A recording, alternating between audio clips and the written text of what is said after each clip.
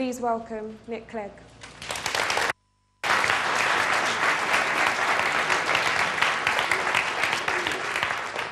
Maxine, thanks very much for that generous introduction. And can I thank everybody at the college for hosting this event today. I'm very, very grateful to be here. Again, I was here a few months ago. I didn't quite have the loud reception that I got this morning then. That's a sign of the way that things have changed.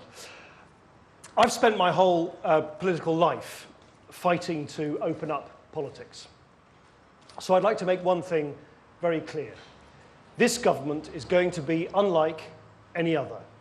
This government is going to transform our politics so that the state has far less control over you and you have far more control over the state.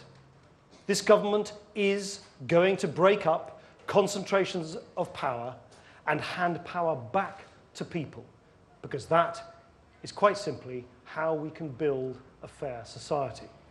This government is going to persuade you to put your faith in politics once again. I'm not talking about a few new rules for MPs, not the odd gesture or gimmick here or there to make you feel a bit more involved. I'm talking about the most significant programme of empowerment by a British government since the great reforms of the 19th century.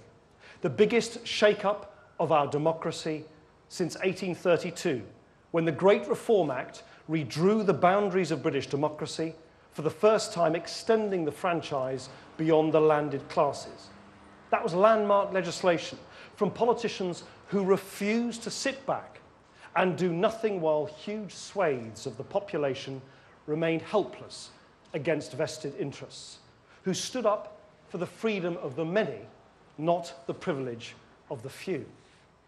And it is that spirit that this government will draw on as we deliver our programme for political reform. A power revolution, a fundamental resettlement of the relationship between the state and the citizen that puts you in charge. Now today, I want to talk about how we'll get there. 3 major steps that will begin immediately. 1, we will repeal all the intrusive and unnecessary laws that inhibit your freedom. 2, we will reform our politics so it is open, transparent and decent. And 3, we will radically redistribute power away from the centre into your communities, your homes, your hands. Big, sweeping change. Not incremental, not bit by bit. Our democracy has suffered at the hands of encroaching centralisation and secrecy for decades. Take citizens' rights, eroded by the quiet proliferation of laws that increase surveillance, quash dissent, limit freedom. Take executive authority, consistently increased by successive administrations to the point that we now have a neutered parliament and government that enjoys almost untrammelled control over precisely the people who are meant to keep it in check. Take the welfare state, one of modern society's greatest liberators, but now so different to that envisaged by Beveridge because it has been distorted by excessive centralisation and micromanagement. Britain was once the cradle of modern democracy. We are now, on some measures, the most centralised country in Europe, bar Malta. So no, incremental change will not do. It is time for a wholesale, big bang approach to political reform. And that's what this government will deliver. I'm a liberal. My starting point has always been a basic optimism about people. The view that most people, most of the time, will make the right decisions for themselves and their families. That you know better than I do about how to run your life, your community, the services you use. So this government is going to trust people. We know that when people see a real opportunity to shape the world they live in, they take it. Just think of the election we've just been through. Thousands of young people rushing to register to vote before they miss the deadline. When people have power, they use it. And when they're denied it, there is anger and disappointment. We saw it 2 weeks ago, when across the country, hundreds of people were turned away from polling stations on election night. I'm eagerly awaiting the findings, of the Electoral Commission's review into that fiasco, not least as an MP representing a Sheffield constituency where it happened. We must make sure this never, ever happens again. You must be confident that come polling day, your voice will be heard. And more than that the only chance to be heard doesn't happen every few years on election day. You should be able to use your voice, exercise your power every single day. And under this government's plans, you will. So, 3 steps to new politics.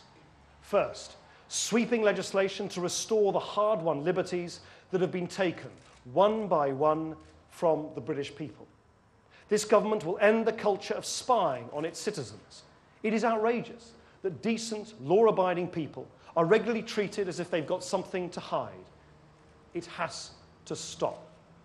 So there'll be no ID card scheme, no national identity register, a halt to second-generation biometric passports.